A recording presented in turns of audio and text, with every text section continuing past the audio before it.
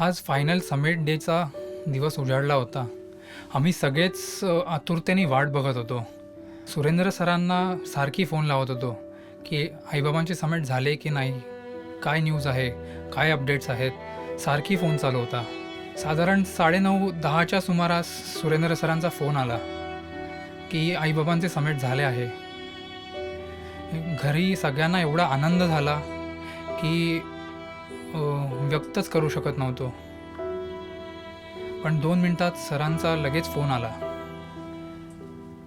की अजून न्यूज सगळ्यांना सांगू नको, शरद सरांचं समिट झाल्याची न्यूज कन्फर्म आहे, पण आईची न्यूज कन्फर्म नाही आहे आणि ती 15 ते 20 मिनिटात समिटवर पोचणार होती. नंतर 2 ते 3 तास काहीच संपर्क होत नव्हता. सुरेंद्र सरांना नंतर परत फोन झाला होता. त्यांनी कम्युनिकेट केलं होतं की आईला थोडा आजारी झाली आहे आणि तिला रेस्क्यू करण्यात प्रयत्न चालू आहेत आता. पण ही बातमी मी घरी कळवलीच नव्हती, कारण घरी कसे सांगावे हे मला काहीच कळत नव्हते. शरद सरांच्या समिटची बातमी किशोरकडून मिळाली होती, पण अंजली मॅडमची बातमी मिळत नव्हती. काय सांगावं, पुढं लोकांना काय निरोप द्यायचा किंवा काय बोलायचं, कन्फ्युजन खूप होतं मनात. शंतनू तिकडं वाट बघत होता, शंतनूचा फोन येत होता, काय सांगायचं समजत नव्हतं. कम्युनिकेशन नंतर एकदा 12 वाजता फक्त साधारण कम्युनिकेशन असं झालं की मॅडमला साऊथ कॅम्पवरून परत फिरण्याचं सांगितलेलं आहे. म्हटलं हरकत नाही आहे, वेळेत आहोत आपण, तर आपण पोचू शकतो. त्यामुळं आणि त्याच्यानंतर कम्युनिकेशन पूर्ण बंद झालं. बंद झाल्यानंतर की डायरेक्ट संध्याकाळी 6 वाजता कम्युनिकेशन झालं. आणि त्या कम्युनिकेशनमध्ये असं चाललं होतं की त्यावेळेला की एक रेस्क्यू टीम तिकडे पाठवायची आणि ती टीम सगळी जमा होती. ऑक्सिजन सिलेंडरची तयारी झाली होती, पण तिकडं एवढ्या उशिरा पाठवणं आणि पाठवून उपयोग होणार नव्हता असं त्यांच्या लक्षात आलं होतं. पण त्यांनी फक्त आम्हाला सांगितलं होतं की आम्ही असा प्रयत्न करतो आहे. त्यानंतर जे कम्युनिकेशन बंद झालं ते डायरेक्ट दुसऱ्या दिवशी सकाळी 6 वाजता मला शेखर बाबूचा फोन आला की खूप वाईट बातमी आहे आणि मॅडम आपल्यामध्ये नाही राहिल्या. म्हणजे कुठेतरी मनामध्ये पाल अशी चुकचुकत होतीच की असं आहे, पण एक मिरेकल काही होऊ शकतं. तर त्या आशेवरती सकाळपर्यंत वेळ काढली होती, सकाळपर्यंतची. आणि त्यानंतर मात्र ज्यांनी सांगितलं त्यावेळेला फार मोठा धक्का होता माझ्यासाठी. आणि 10 मिनटं खूप विचार करून काय करायचं, विचार करून की कसं सांगायचं, शंतनूला ही बातमी आता द्यायची कशी, म्हणजे ह्याचं टेन्शन मला पुढचं चालू झालं होतं. रात्री 7:30-8ला सुरेंद्र सरांचा फोन आला की बाबा कॅम्प 4ला परत आले आहेत सुखरूपपणे. पण आईची काहीच न्यूज नव्हती. 2दा-3दा फोन लावल्यानंतर सुरेंद्र सरांनी बातमी दिली की आई नाही राहिली. घरी कसं सांगावं हे कळतच नव्हतं. 23 तारखेला सुरेंद्र सर आणि मी ठरवले की आपण काठमांडूला जावे. रात्रीची फ्लाईट पकडून आम्ही काठमांडूला गेलो. 24 तारखेला सकाळी इंडियन एम्बसीत गेलो. आमचे एकच ध्येय होते की आईला परत कसे आणावे तिथून. इंडियन एम्बसीत सगळे फॉर्मॅलिटीज वगैरे सगळे पूर्ण केले. रेस्क्यू टीमच्या हेड शेर्पाला पण बोलवले गेले होते. शेर्पाले मी स्वतः सांगितले काही झाली तरी आईला परत घेऊन ये. कारण 3च दिवस होते. 27 तारीख ही शेवटची वेदर विंडो होती.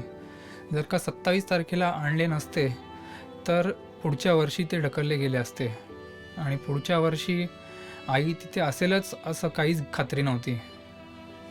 24 तारखेला बाबा काठमांडूमध्ये पोचणार ही बातमी आम्हाला कळाली होती. मी आणि सुरेंद्र सर हॉस्पिटलमध्ये त्यांची आतुरतेने वाट बघत होतो. दुपारी 1 ते 1:30च्या सुमारास ते ॲम्ब्युलन्समधून आले.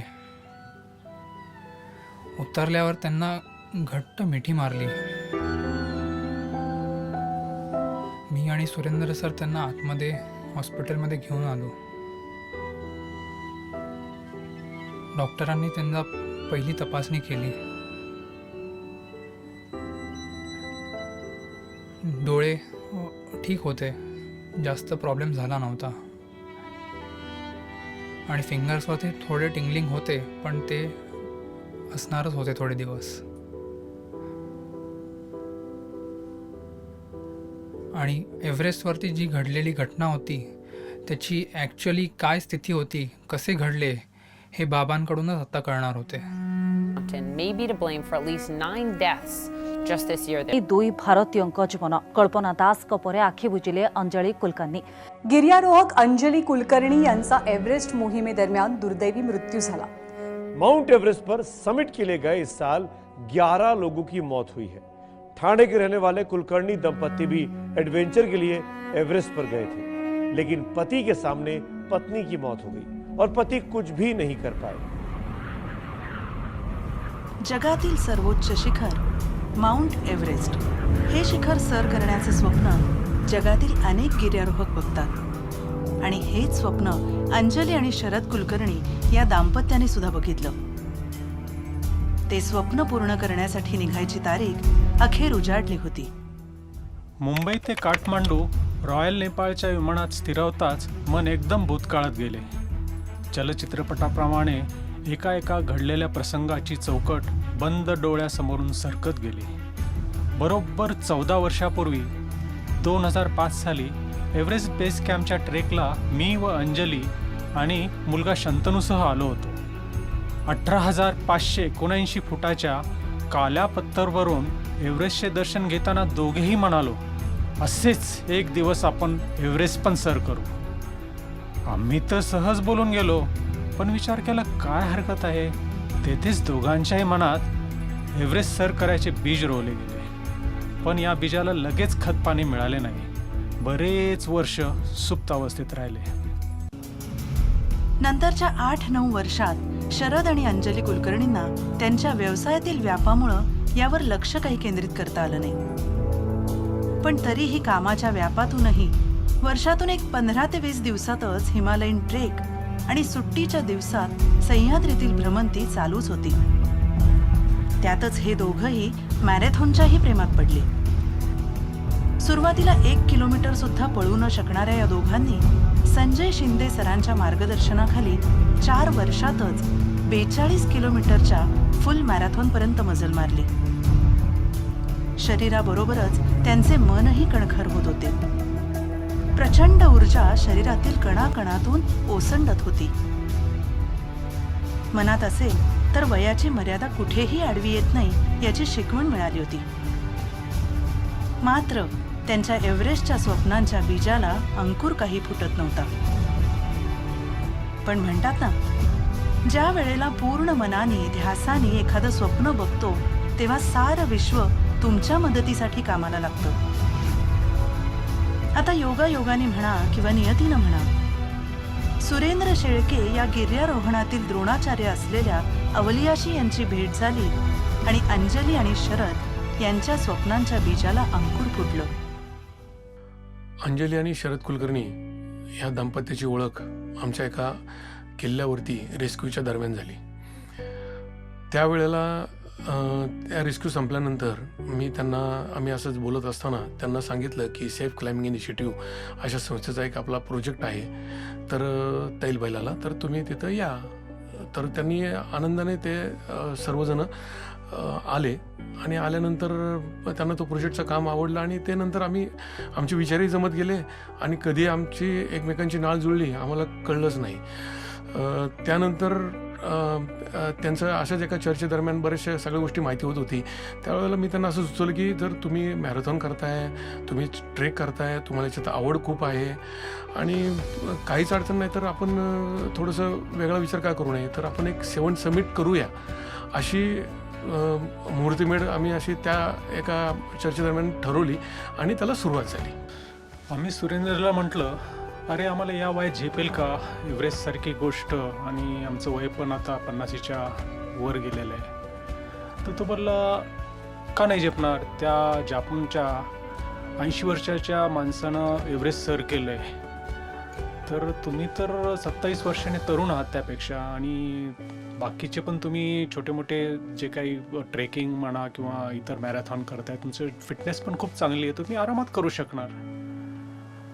मग त्यांनी तो असं म्हटल्यानंतर मग आमचं एकदम लक्षात आलं, रे चल ट्राय करायला तर काय हरकत आहे. आणि तिथेच आमचं ठरलं की चला ह्या 7 खंडातली 7 शिखरं आपण सर करूया.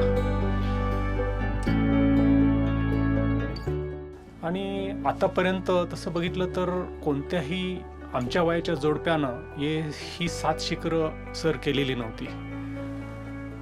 आणि या निमित्ताने आमचं या गिर्यारोहणातलं वेळ पण जपलं जाणार होतं. आतापर्यंत कुलकर्णी दाम्पत्यानं कुठेही माउंटेनिअरिंगचं तांत्रिक शिक्षण घेतलेलं नव्हतं. आता एव्हरेस्ट सर करायचं तर ते गरजेचंच होतं. पण या वयात त्यांना कोणत्याही प्रशिक्षण संस्थेत वयाच्या अटीमुळे प्रवेश मिळणं शक्य नव्हतं. पण सुरेंद्र सरांनी तोही प्रश्न सोडवला. त्यांच्या प्रयत्नांनी दार्जिलिंगच्या HMI ह्या प्रशिक्षण संस्थेत प्रवेश मिळाला. स्पेशल परवानगी घेऊन आमचा HMI बेसिक माउंटेनिअरिंगचा 28 दिवसाचा कोर्स आम्ही पूर्ण केला. हे 28 दिवस आमच्या आयुष्यातील सर्वोत्तम व थरारक असे गेले. येथील ट्रेनिंगमुळं आम्हाला खूप आत्मविश्वास मिळाला, तांत्रिक माहिती मिळाली, आणि आयुष्याच्या पुढील कोणत्याही टप्प्यात आता हेच प्रशिक्षण उपयोगी पडणार होतं. आमच्या दोघांच्याही सामर्थ्याची खरी ओळख येथे झाली, आणि सगळ्या शंका कुशंकेची जळमठं गळून पडली. ट्रेनिंग पूर्ण केल्यावर अंजली आणि शरद यांनी लगेचच रशियातील माउंट एल्ब्रुस, आफ्रिकेतील किलीमंजारो, ऑस्ट्रेलियातील कॉझिओस्को विथ ऑसिटिन चॅलेंज अशा एका पाठोपाठ यशस्वी मोहिमा काढल्या. ऑस्ट्रेलियात 14,000 फुटांवरून स्काय जम्पिंगचा थरारही अनुभवला.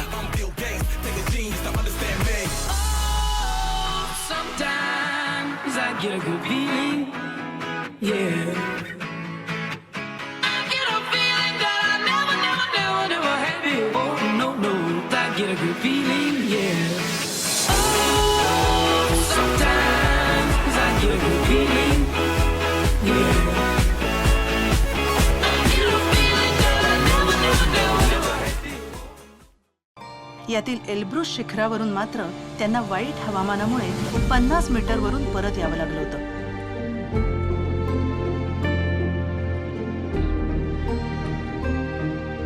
ऑसिटिन चॅलेंज पूर्ण करणारी भारतातील पहिली यशस्वी टीम आणि भारतातील पहिले यशस्वी ज्येष्ठ जोडपे यांचा मान शरद आणि अंजली यांनाच मिळाला. लिम्का बुक ऑफ रेकॉर्डने सुद्धा याची दखल घेतली.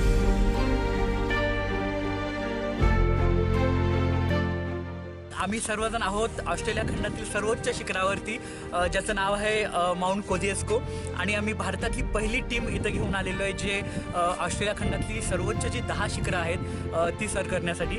आणि आम्ही खूप खुश आहोत की आम्हाला भारतातली सर्वोच्च टीम म्हणजे सर्वात पहिली टीम इथं ऑसिस्टन चॅलेंज पूर्ण करण्यास बनण्याचा मान मिळाला. जय हिंद, जय महाराष्ट्र. पाठोपाठ लेह येथील स्टोक कांगरी, नेपाळमधील कैलास मानसरोवर, छोटा कैलास, माउंट लोबूचे, मेरा पीक ही शिखरही त्यांनी यशस्वीपणे सर केली. लोबूचे सर करायच्या आधी नेपाळमध्ये 2015 साली प्रचंड मोठा भूकंप आला आणि ते दोघंही 7 दिवस तिथे अडकून पडले. पण त्याच वेळेस त्यांनी तिथल्या लोकांना रेस्क्यूसाठी मदतही केली. त्यांना नंतर इंडियन एअरफोर्सने रेस्क्यू केलं. ह्या 4-5 वर्षात दोघांची मनं एव्हरेस्टसाठी पूर्णपणे तयार झाली होती. गेल्या 1 वर्षापासून त्यांचा अतिशय खडतर सराव चालू होता. त्यांच्या वयाचा विचार करता त्यांना मात्र कुठेही आणि कोणत्याही बाबतीत तडजोड करायची नव्हती. फेब्रुवारी 2019 मध्ये लेहमध्ये या दोघांनी प्री एव्हरेस्ट ट्रेनिंग किशोर सरांच्या हाताखाली घ्यायचं असं ठरलं. लेहमधील अतिशय थंड अशा -25 ते 30 अंश हवामानात सराव आणि ट्रेनिंग केल्यामुळं दोघांनाही त्याचा खूप फायदा होणार होता. किशोरनं याआधी नॉर्थ आणि साऊथच्या दोन्ही बाजूनं एव्हरेस्ट सर केलं होतं आणि तोच बेस कॅम्पसाठी लीडरही असणार होता. लेहमधील 14 दिवसांच्या ट्रेनिंगमुळं उरल्या सुरल्या शंकांना तिलांजली मिळाली आणि दोघंही एव्हरेस्ट सर करायला पूर्णपणे तयार झाले. आम्ही आतापर्यंत भरपूर ट्रेक केले, छोट्या मोठ्या एक्सपिडिशन केल्या, पण आताच हे 12 दिवसाचं प्री एव्हरेस्ट ट्रेनिंग आहे. त्याने आमचा आत्मविश्वास एवढा वाढला आहे की म्हणजे आमच्यातल्या ज्या काय शंका होत्या, ज्या काय म्हणजे आम्ही जिथे जिथे कमी पडत होतो, थोडक्यात म्हणजे आईस क्लाइम्बिंगसाठी जे काय झुमरिंग असतं हे असतं, तर त्याच्यामध्ये आम्हाला थोडा कॉन्फिडंट नव्हता. पण ह्या ट्रेनिंगमुळे तो पूर्णपणे कॉन्फिडंट भरून निघाला आणि आम्ही आता 100% कॉन्फिडंट आहोत की आमचा जो काय पुढची एव्हरेस्ट एक्सपिडिशन आहे त्याच्यासाठी आम्ही 100% आणि 101% आम्ही दोघंही जण तयार आहोत. धन्यवाद. विमानानं काठमांडूला लँडिंग करताच मन एकदम भूतकाळातून वर्तमानात आलं. काठमांडूला आमचा 4 दिवस मुक्काम असणार होता. सगळ्या पर्सनल गेअरची खरेदी केली. एक दिवस हॉटेल उत्सवमध्ये सगळ्यांनी डिनर केला व त्यांच्या सांस्कृतिक नृत्यात सहभागी पण झालो.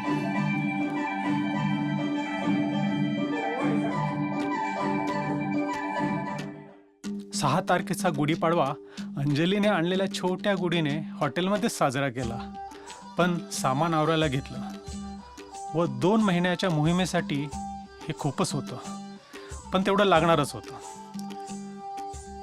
पशुपतीनाथाचे दर्शन घेऊन 8 तारखेस आम्ही रामेछाप मार्गे लुकला येथे पोहोचलो.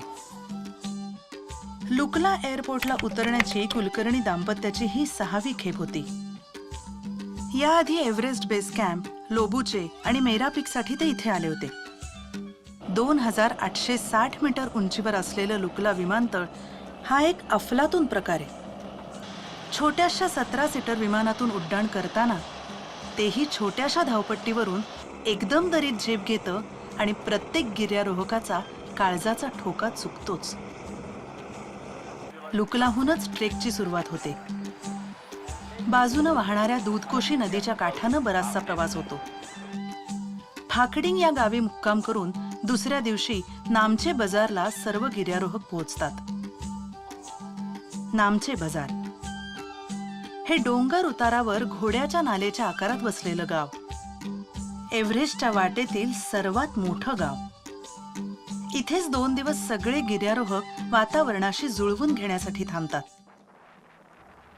इथून पुढे एव्हरेस्ट बेस कॅम्पला जायच्या आधीच चुकुंग मार्गे आयलंड पीकसाठी हे सर्वजण जाणार होते. पण आयलंडच्या बेस कॅम्पला खूप जास्त आईसफॉल झाल्यामुळं तिथूनच त्यांना परतावं लागलं.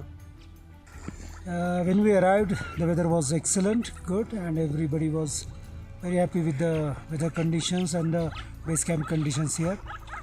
But at around 9 p.m. in the night, the weather went bad and it's continuously snowing since last night.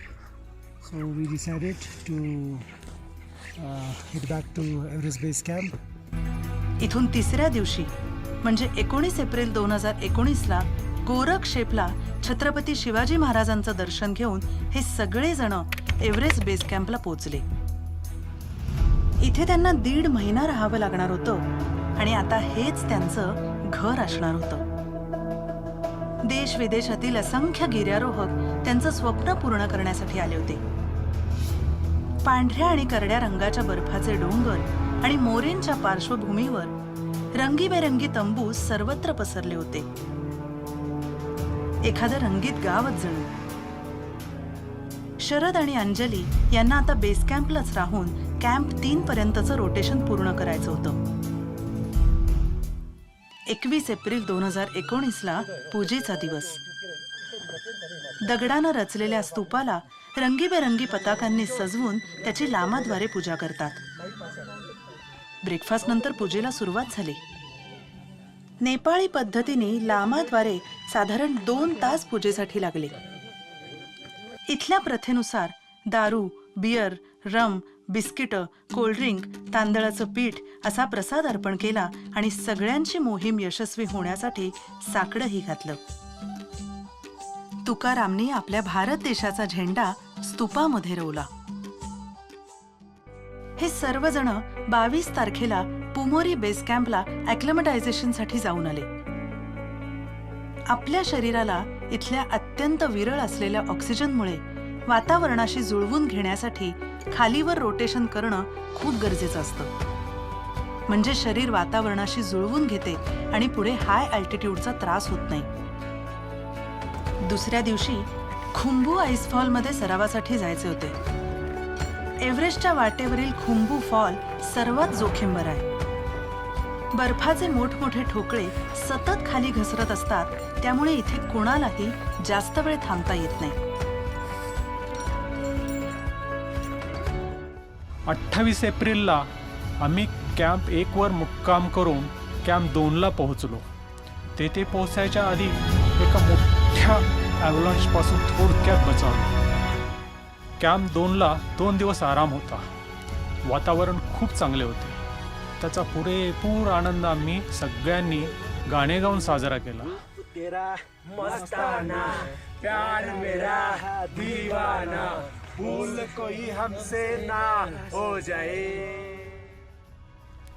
नंतर कॅम्प 3 पर्यंत जाऊन आल्यावर वापस बेस कॅम्पला 1 दिवस आराम करून आम्ही 7 मेला डेबुचेला रिकव्हरीसाठी गेलो. 4 ते 5 दिवस आराम करून 12 मेला परत बेस कॅम्पला परतलो.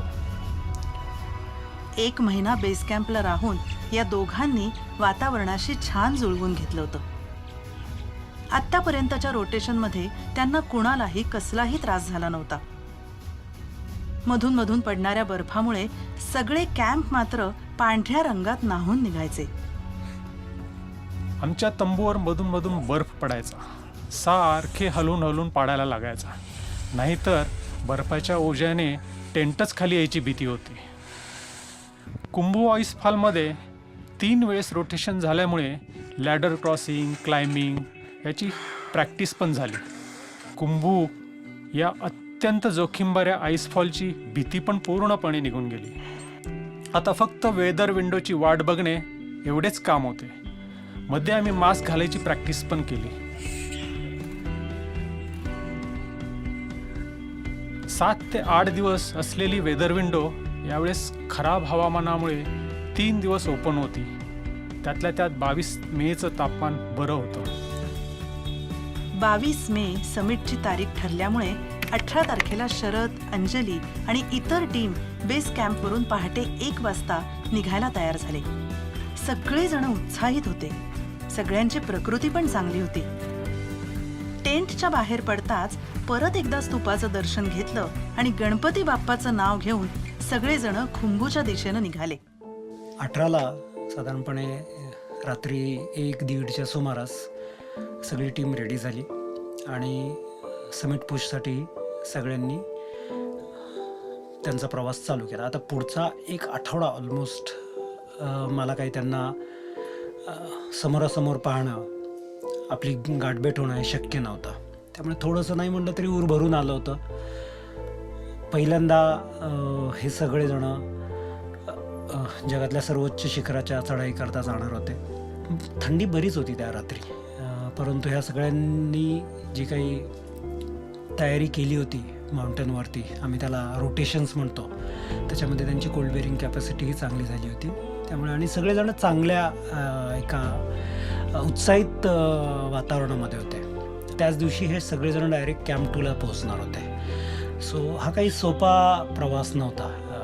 बेस कॅम्पवरून खुंबू आईसफॉल क्रॉस करायचा आहे, त्यानंतर वेस्टर्न कूम म्हणून एक फ्लॅट सेक्शन लागतो, तो हे करायचा आहे आणि त्यानंतर कॅम्प 2ला पोहोचायचा आहे. फिट माउंटेनियर हा प्रवास 6 ते 8 तासामध्ये कंप्लीट करतो.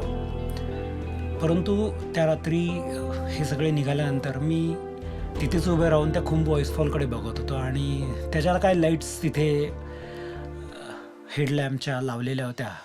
जे क्लाइंबर्स पुढे गेले होते ते बघून मला एक अंदाज आला होता की हे काही 8-10 तासाच्या ह्याच्यात काही पोचणार नाही आहेत, कारण तेवढी गर्दी आहे त्या खुंबू आईसफॉलमध्ये आणि ते सगळं क्रॉस करायचं आहे. आम्ही काही तासातच कुंभू आईसफॉलमधील एका उंच शिडीजवळ पोचलो. तेथील दृश्य पाहताच थपकून गेलो. शिडीवर चढण्यासाठी जवळजवळ 100 गिर्यारोहकांची रांग लागली होती आणि फारच संत गतीने सगळे पुढे सरकत होते. खूपच वेळ लागणार होता. आमचा 1.5 तास इथे वाया गेला होता. साधारण सकाळी 10 वाजता कॅम्प 1 वर विश्रांतीसाठी थांबलो. 5 मिनिटे विश्रांती घेऊन कॅम्प 2 वर पोचायला दुपारचे 2 वाजले. कॅम्प 2ला 2 दिवस विश्रांती घेऊन 20 मेला सकाळी सगळ्यांनी समेट ड्रेस अंगावर चढवले. काल आम्ही कॅम्प 2ला आराम केलेला आहे सगळ्यांनी. आता कॅम्प 3कडे निघालेलो आहोत. कॅम्प 3ला आज संध्याकाळपर्यंत पोचून आराम करून उद्या कॅम्प 4ला जाऊन उद्या रात्री समिटला निघणार आहोत.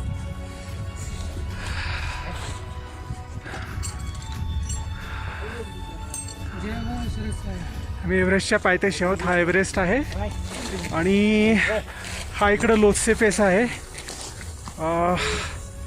मुंग्याच्या पौलांनी आणि मुंग्यासारखी सगळी माणसं लोत्से फेसवर दिसत आहेत. हा कॅम्प 2 आहे पूर्णपणे. सगळे तयारीत आहेत निघायच्या जोशमध्ये.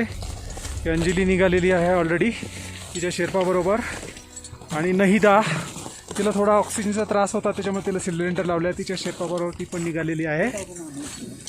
हे आमची सरदार शेर्पा, आमच्या सगळ्याची मुखिया, सगळ्यांची प्रोत्साहन दाता. ये ज्युनियर लागपा, हा माझा शेर्पा आहे. आता इथून पुढे आमच्याबरोबर असणार आहे.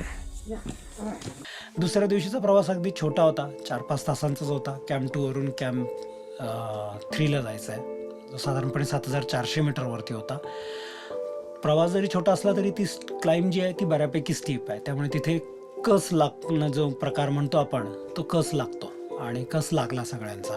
परंतु सगळे व्यवस्थित पोचले. सगळ्यांचा मी रिपोर्ट घेतला. सगळेजण व्यवस्थित आहेत. 1-2 मेंबर सोडले तर शरदजी आणि अंजलीजींची काहीच तक्रार नव्हती. कैसा है मैडम सर? ये तो है हाँ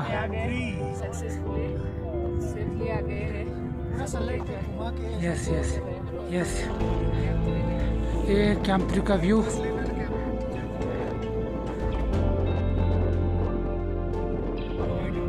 हाँ वो एक नीचे कैंप 2 पूरा वाइट आउट हुआ है. ये कैंप 3.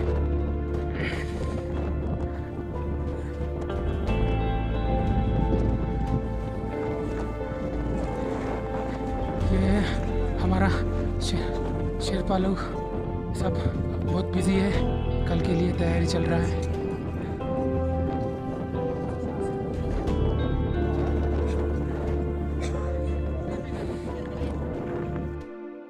दिनांक 21 मे 2019 रोजी सकाळी 7 वाजताच तयार होऊन कॅम्प 4 म्हणजे साऊथ कोलला चढायला सुरुवात केली. पहिला टप्पा येलो बँडच्या खडकाळ चढावर चढायला खूपच त्रास झाला. पायातील क्रॅम्पांमुळे 2 ते 3 फूट खाली घसरण होत होती आणि अशी कसरत करतच एकदाचा जिनेवा स्पर पार करून दुपारी 5ला आम्ही साऊथ कोलला पोहोचलो. 7906 मीटर उंचीवर आम्ही डेथ झोनमध्ये प्रवेश केला होता. तिथे 2 तास आराम करून लगेच समेट पुशसाठी निघायचे होते. तरीही निघायला 7:30 वाजलेच. सगळ्यांच्या प्रकृत्या ठणठणीत होत्या. निघताना मी अंजूला विचारलं ऑल इज वेल, तर ती पण म्हणाली ऑल इज वेल. आणि आम्ही चढायला सुरुवात केली. अर्ध्या तासाच्या खड्या चढायला सुरुवात झाली. पुढे प्रचंड लाईन होती. सगळ्यांच्या हेड टॉर्चच्या दिव्याचे प्रकाश चमकत होते. हे दृश्य खूपच विलोभनीय होते, पण काळजी करणारे पण होते. साधारण 3 वाजता आम्ही 27,500 फुटावर बाल्कनीमध्ये पोचलो. आम्ही थकलेलो होतोच, कारण वेळ बराच लागला होता लाईनमध्ये. प्रचंड थंडी होती. पहाटेचे 3-3:30 वाजले असतील. इथे आमचे सिलेंडर बदलले जातात. तर आमचा सरदार शेर्पा पण तिथे आधीच पोचलेला होता. मी आणि माझा शेर्पा दोघेजण आहेत त्या ठिकाणी थांबलो आणि माझा सिलेंडर बदलायला दिला. या बदलामध्ये एक 5 ते 10 मिनटं जातात. तुम्हाला विश्रांती पण मिळते आणि तुम्हाला तिथे चहा कॉफी वगैरे काही घ्यायची असेल तर तुम्ही एक लिक्विड पेय पण घेऊ शकता, कारण इथून पुढे तुम्हाला क्वचितच असा टाईम मिळतो की तुम्ही काही खाऊ शकता किंवा लिक्विड घेऊ शकता, कारण तिथे कसं लिक्विड जरी काढलं तरी त्याचं पूर्ण बर्फात रूपांतर होतं. तर आम्ही थर्मासमधून आणल्यामुळे लागोलाग ते थोडासा एक घोट चहा वगैरे जो होता तो पिलो. तितक्यात अंजू आणि तिचा शेर्पा पण येताना दिसले. आमच्या दोघांचे एकच ड्रेस होते त्यामुळे ती लगेच ओळखू आली तिच्या चालीवरून. मला बाल्कनीमध्ये बसून एक साधारण 8 ते 10 मिनिटं झाली होती आणि माझा शेर्पा पण बोलू लागला होता की आपण आता निघायला हवा, कारण जास्त वेळ एक ठिकाणी थांबता येत नाही.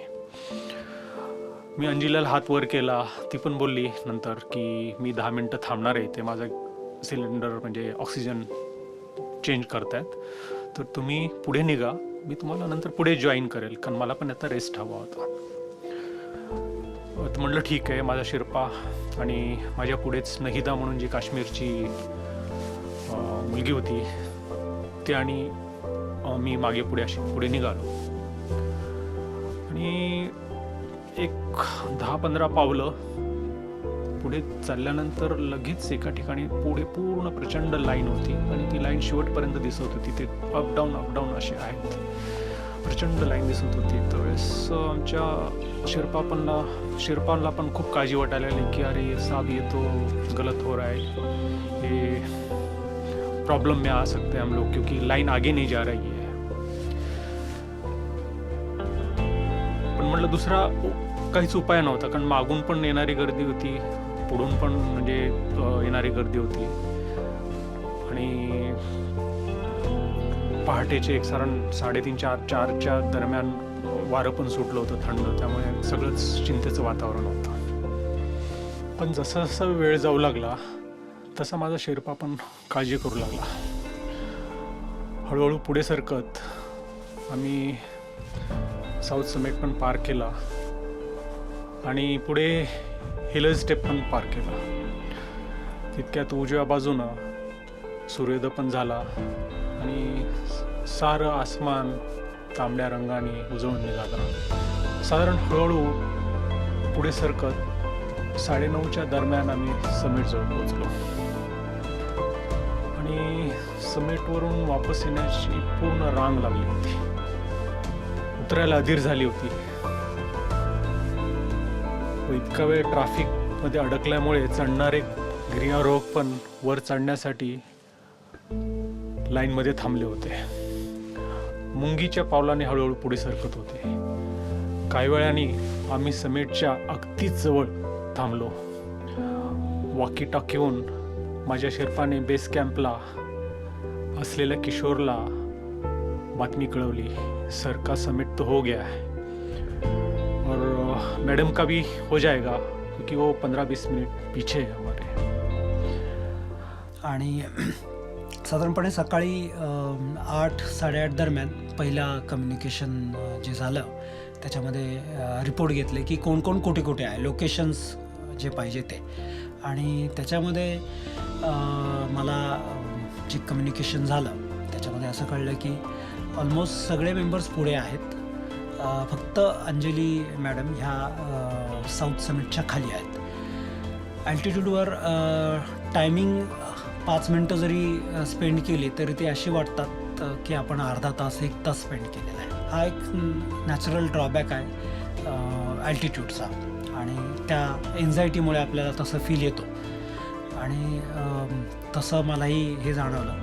परंतु सगळी टीम पुढे असल्यामुळे आणि शेर्पा सगळेजण व्यवस्थित असल्यामुळे ती एक भीती म्हणतो ती नव्हती. त्यानंतरचं नेक्स्ट कम्युनिकेशन झालं 9-9:30 दरम्यान आणि मग विचारलं की कोण कोण कुठे कुठे आहे, कोणाकोणाचं समिट झालं आहे. आणि त्यावेळेस कळलं की आमचा जो यंगेस्ट मुलगा होता तुकाराम म्हणून त्याचं समिट झालेलं आहे. त्यानंतर एक तिरुपती म्हणून होता, त्याचंही समिटच्याच दिशेने आहे. शरदजी पण समिटच्या दिशेने आहेत आणि त्यांच्याबरोबर जी जम्मू काश्मीरची मुलगी होती नहिदा पण आहे. परंतु अंजली मॅडम अजूनही साऊथ कोलच्या तिथेच आहेत. साधारणपणे शेर्पाने ज्यावेळेस बोलणं झालं त्यावेळेस सांगितलं की एक 10 ते 15 मिनटं लागतील आम्हाला, एवढ्या याच्यावर आहेत. सकाळचे आता 10 वाजत आले होते आणि हवामान पण बदलायला सुरू झाली होती. परतायची वेळ झाली होती. माझ्या शेर्पाने माझा ऑक्सिजन चेक केला. काटा बराच खाली उतरला होता. समेटच्या अगदी जवळ आम्ही पोचलो होतो. म्हटलं इथेच फोटो काढूया. शेर्पा म्हणाला, अपना समेट तो हो गया, अभी फोटो कीमती है ये अपनी जान. मेरी उंगली को भी फ्रॉस्ट बाइट हो गया है. मैं ग्लोव्स बाहर निकालने का खतरा मोल नहीं ले सकता. अभी अपने को वापस जाना पड़ेगा. एव्हरेस्टच्या सर्वोच्च शिखरावर पोहोचल्याचा आनंद तिथे फोटो सेशन करून साजरा केला जातो. पण दुर्दैवाने मी आणि माझा शेर्पाही त्या परिस्थितीत नव्हते. आणि उतरताना ह्या गर्दीमुळे किती वेळ लागेल हे सांगता येत नव्हतं. आमच्या मागे बरेच गिर्यारोहक मधूनच वापस गेले होते. एव्हरेस्टच्या शिखराच्या शेवटच्या टप्प्यातून खाली परतायचा आम्ही निर्णय घेतला. रांगेतच हळूहळू उतरायला सुरुवात केली. तांत्रिकदृष्ट्या आमचे समेट झाले असले तरीही इथे आपल्या देशाच्या झेंड्याबरोबर फोटो काढता न आल्यामुळे मनाला एक हुरूर लागली होती. असंच उदास अवस्थेत हिलरी स्टेप उतरून पुढे साऊथ समेटपर्यंत यायला साधारण 1 ते 1.5 तासाचा वेळ लागला. साधारण 50 मीटर खाली साऊथ समिट क्रॉस केल्यानंतर थोड्याच अंतरावर माझ्याच कलरचा डाऊनसूट घातलेली एक व्यक्ती उठून उभं राहायचा प्रयत्न करत होती. माझ्या मनात धस्स झाला. कदाचित अंजली तर नसावी. मी व माझा शेर्पा कसे बसे तिथपर्यंत पोहोचलो. होय, ती अंजलीच होती. आणि जसा जसा बातम्या येत गेल्या तसं तसं कळत गेलं की माउंटेनवरती त्या दिवशी वेगळीच परिस्थिती निर्माण झालेली आहे. आणि आम्हाला आशा होती की आम्हाला कुठली अशी वाईट बातमी ऐकायला येणार नाही. आणि त्या रात्री बऱ्यापैकी सगळा कॅम्प साऊथ कोलला हा उशिराच पोचला होता. कारण सगळ्याला कारणीभूत होतं त्या दिवशीचं जी काही अभूतपूर्व गर्दी म्हणतो आपण माउंटेनवरती ती झालेली. आम्हाला एक कुठे ना कुठेतरी एक आशा असते की मला कुठली वाईट बातमी ऐकू येणार नाही. आणि झालं तेच. त्या 21ची रात्र जागून काढली आहे. 22ची रात्र ही सेम सिच्युएशनमध्ये गेली आहे. आणि रात्रभर हे डोक्यात आहे की काही ऐकायला नाही आलं पाहिजे, कुठलीही वाईट बातमी नाही ऐकायला पाहिजे. परंतु अंदाज आला होता की अंजली मॅडम प्रॉब्लेममध्ये आलेल्या आहेत. तिच्याजवळ माझ्याबरोबर असलेला तुकाराम, ज्याने नुकतंच समेट करून तो वापस चालला होता, तो तिला उठवायचा प्रयत्न करत होता. मी रोपलाच होतो. रोपपासून साधारण एक 8 ते 10 फूट खाली उतारावर ती बसलेली होती. तिचा एक पाय पूर्णपणे बर्फात फसलेला होता आणि तिथून पुढे 5-6 मीटर खाली खोल दरी होती. माझा शेर्पा आणि तुकाराम तिला उठवायचा प्रयत्न करत होते, पण तिथून काही केल्या ती हलू शकत नव्हती. आणि शेवटी तिचं लक्ष माझ्याकडे गेलं. मी रोपपासून अँकरिंग केलं होतं, रोपमध्ये अँकरिंग केलं होतं आणि तिथपर्यंत मला पोहोचायची हिंमत होत नव्हती. पण तिनं ज्यावेळेस माझ्याकडे बघितलं त्यावेळेस ती मला बोलवायला लागली की शरद तू जवळ ये, शरद तू जवळ ये. मग मी कसं बसं अँकर काढून साधारण गुडघ्या इतक्या बर्फामध्ये कसा बसा तिच्याजवळ पोचलो. तिच्याजवळ पोचलो त्यावेळेस आधीही ऑक्सिजनकडे मीटरकडे माझं लक्ष गेलं. तो जवळपास 0वर पोचला होता. मी शेवटी तुकारामला सांगितलं, तू जा आणि पटकन रेस्क्यूसाठी प्रयत्न कर, वॉकी टॉकी होता, एका शेर्पाजवळ वॉकी टॉकी होता. त्याला म्हटलं तू जा आणि रेस्क्यूसाठी प्रयत्न कर. आणि त्याचा जो शेर्पा तिच्याच जवळ थांबला होता ते त्याला बोललो की तू ऑक्सिजनसाठी प्रयत्न कर, खाली बाल्कनीमध्ये एक्स्ट्रा सिलेंडर ठेवलेले असतात स्टॉक, ते घेऊन यायचा प्रयत्न कर. तो आणि तुकाराम वर चढून थोडे पुढे गेले आणि एका क्षणी मी आणि अंजली दोघंच जण त्या जागेवर होतो. ती पूर्णपणे ढासळून गेली होती, थकली होती, अडखळत बोलत होती आणि तिला थंडी पण खूप वाजून आली होती. तर तिला मी म्हटलं तू कसाही प्रयत्न कर, त्या रोपपर्यंत चल आणि तू करू शकतेस आणि तुला करायलाच हवं. आपली सगळी वाट बघतायत तिकडे, शंतनू वाट बघतो, ईशा वाट बघते आपली. तू फक्त रोपपर्यंत चल, आपण रोपपर्यंत घेऊन जाऊ. पण ती बोलत होती नाही, त्या तुकारामला सांगा रेस्क्यूला आणायला, हेलिकॉप्टरला आणायला. आता एवढ्या उंचावर साऊथ समिटच्या जवळ हेलिकॉप्टर पोहोचणं कधी शक्य नव्हतं हे मलाही माहीत होतं. पण कशी बशी तिची समजूत घालत होतो की हेलिकॉप्टर येईल, पण तू फक्त रोपपर्यंत ये. सर 8-10 फुटाचाच होता, पण ती अजिबातच हलत नव्हती.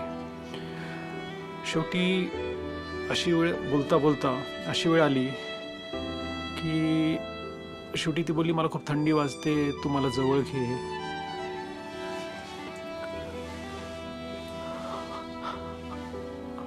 आणि माझ्या अंगावर फड. मी तिला जवळ घेतलं, माझ्या शरीराची ऊब द्यायचा प्रयत्न केला, माझा ऑक्सिजन काढून पण द्यायचा प्रयत्न केला, पण काही फरक पडत नव्हता. हळूहळू तिचा आवाज क्षीण होतो गेला. माझा शेर्पा वरून खाली आला आणि त्यांनी मला ओढायचा प्रयत्न केला. तो बोला सर हम लोग को निकलना पड़ेगा, अपना भी ऑक्सीजन कम हो रहा है, हम लोग और रुकेंगे तो हम लोग ही मर जाएंगे इधर. मला काहीच नव्हतं, काहीच कळत नव्हतं काय करायचं. तिने मला कसं ओढत परत अँकरपर्यंत नेलं, रोपपर्यंत नेलं आणि अँकर करून ओढतच तो नंतर मला बाल्कनीपर्यंत घेऊन गेला. तो म्हणला हम मैडम को हमारे शेर्पा सब जन मिलके मैडम को लेके आएंगे, तुम चिंता मत करो, अपने आप को बचाओ. 1 तासाने कसेबसे आम्ही बाल्कनीपर्यंत पोहोचलो. तिथे माझा सिलेंडर चेंज केला, ऑक्सिजन सिलेंडर. वातावरण एकदम धुंद झालं, बर्फ पण पडायला चालू झालेला होता. कारण 12-12:30 जरी वाजले असतील तरी बर्फामुळे काहीच दिसत नव्हतं पुढचं. आणि माझ्या एका डोळ्याने दिसत नसल्यामुळे मला पाय कुठे ठेवायचा त्याचा अंदाज पण येत नव्हता. एका धुंदीतच शेर्पाच्या मदतीनं मी उतरत होतो. एकीकडे अंजलीचं दुःख व दुसरीकडे माझ्या डोळ्याची काळजी, सगळंच बिघडलं होतं. सगळ्या नॉर्थ आणि आमच्या कॅम्पमध्ये बातमी कळली की एक मिसहॅप झालेलं आहे. आणि त्यानंतर आता कुठल्या याने सांगायचं हा एक मोठा प्रश्न पडला होता. कारण आदल्याच दिवशी ज्यावेळेस सुरेंद्र शेळके सरांनी मला रिपोर्ट विचारलेला त्यावेळेस मी सांगितलेलं की ह्यांचं शरद सरांचं झालेलं आहे आणि अंजली मॅडम थोड्याच मागे आहेत, सो थोड्या वेळात त्यांचंही होऊन जाईल. आणि आता ही अशी खबर आहे. आणि त्यामुळे 1 तासभर तर मी एक अलूफनेस म्हणतो आपण तसंच याच्यामध्ये गेलेलो. कारण डोकंच काम करत नव्हतं, आता काय याच्यानंतर करायचं. सगळ्या उरलेल्या मेंबर्सला एक ॲडिशनल जो ऑक्सिजन होता तो आता अरेंज केलेला आहे. आणि आता पुढच्या याच्याकरता तेवढ्यामध्ये ज्यावेळेस नॉर्थमध्ये शेखरबाबूंना हा सगळा रिपोर्ट कळला, कारण ते सगळं ऐकत होतं तिकडे, कारण कम्युनिकेशन हे पॅचिंग करून आमचं होत होतं. आणि मग त्यांनी मला कॉल केला आणि मला सांगितलं की आता ही ॲक्च्युली टेस्टिंग टाईम आहे आणि माउंटनवरती ह्या सगळ्या गोष्टींकरता आपल्याला तयार राहावंच लागतं. परंतु माझं मन तयार नव्हतं, कारण ही अशी काही गोष्ट होईल असं स्वप्नात पण कोणी पाहत नाही. ती काळ रात्र आम्ही तळमळतच काढली, कोणालाच झोप आली नाही. आणि आता लवकरात लवकर कॅम्प 2ला पोचणं गरजेचं होतं, कारण जवळजवळ 36 तास आम्ही डेथ झोनमध्ये होतो आणि ते पण या भयानक मानसिक परिस्थितीत. सकाळी 6-6:30लाच आम्हाला सूप दिलं गेलं आणि आम्ही कॅम्प 2च्या दिशेने उतरायला सुरुवात केली. खाली बेस कॅम्पवर सगळी बातमी पोहोचली असल्यामुळे किशोरनी त्यांना कॅम्प 2 वरूनच रेस्क्यू करायचं ठरवलं होतं. सगळ्यांनाच त्रास झाला होता. तिरुपती आणि नहिदा या दोघांच्याही बोटांना फ्रॉस्टबाईट झाला होता. तुकारामची अवस्था पण दयनीय होती. शरदना एका डोळ्याने दिसत नव्हतं आणि त्यांच्या हाताच्या बोटाच्या टिप्सचं सगळं सेन्सेशन गेलं होतं. त्यांचा शेर्पा लामा याला पण फ्रॉस्टबाईट झाला होता. त्यालाही अर्जंट रेस्क्यू करावं लागणार होतं. ह्या सगळ्यांना कॅम्प 2 वरून बेस कॅम्पला आणि दुसऱ्या दिवशी 24 तारखेला हेलिकॉप्टरनी काठमांडूला रेस्क्यू केलं गेलं.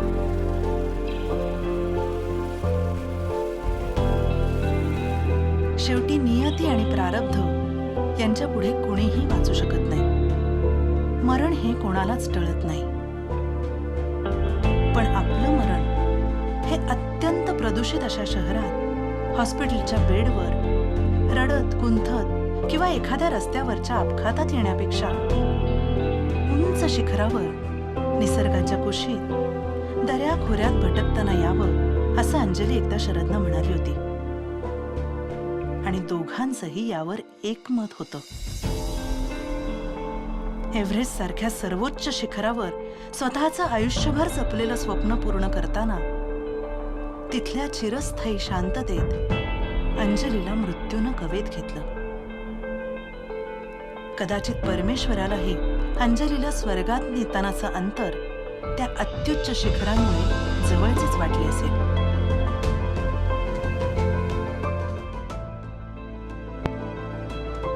अंजली, देहरूपात तुझं अस्तित्व नसलं तरीही निसर्गाच्या प्रत्येक तत्वाच्या रूपातून तू सतत आमच्याबरोबर आहेस.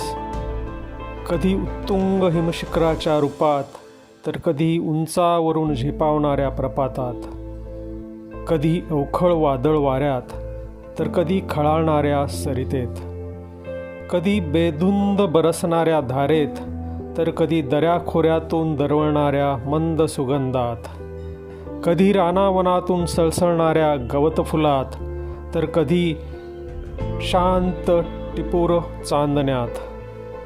निसर्गाच्या ह्या प्रत्येक तत्वातून तुझे अस्तित्व आम्हाला सतत ऊर्जा देत राहील, प्रेरणा देत राहील.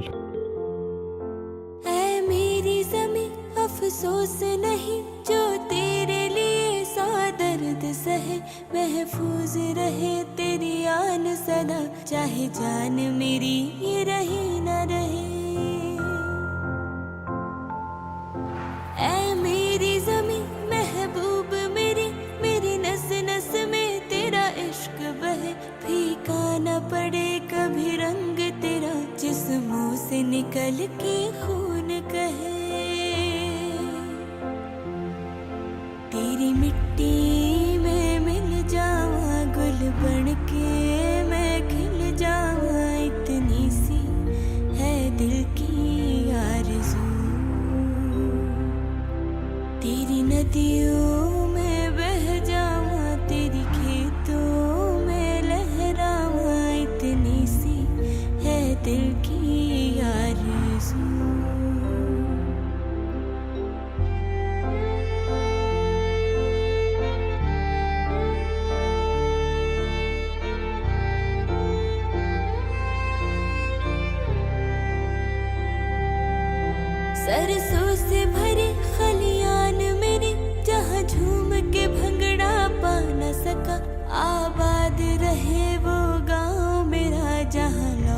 के वापस जा न सका।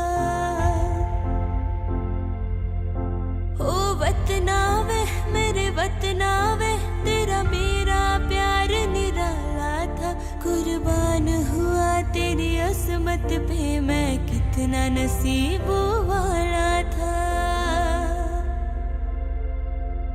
तेरी मिट्टी में मिल जावा, गुल बन के मैं खिल जावा। इतनी सी है दिल की आरज़ू। तेरी नदियों में बह जावा, तेरे खेतों में लहरावा। इतनी सी है दिल की आरज़ू। ओ रांझना वे तेरी सांसों पे, थोड़ा सा वतन का भी हक था। ना देख मुझे यूं मुड़ मुड़ के, तेरा मेरा साथ यही तक था। ये तेरी ज़मीं तेरे खून से ही तो सजती संवरती है रांझे। तेरे इश्क की मैं हकदार नहीं, तेरी हीर तो धरती है रांझे। तेरी मिट्टी में मिल जावा, गुल बन के मैं खिल जावा। इतनी सी है दिल की आरज़ू। तेरी नदियों में बह जावा, तेरी खेतों में लहरावा। इतनी सी है दिल की आरज़ू।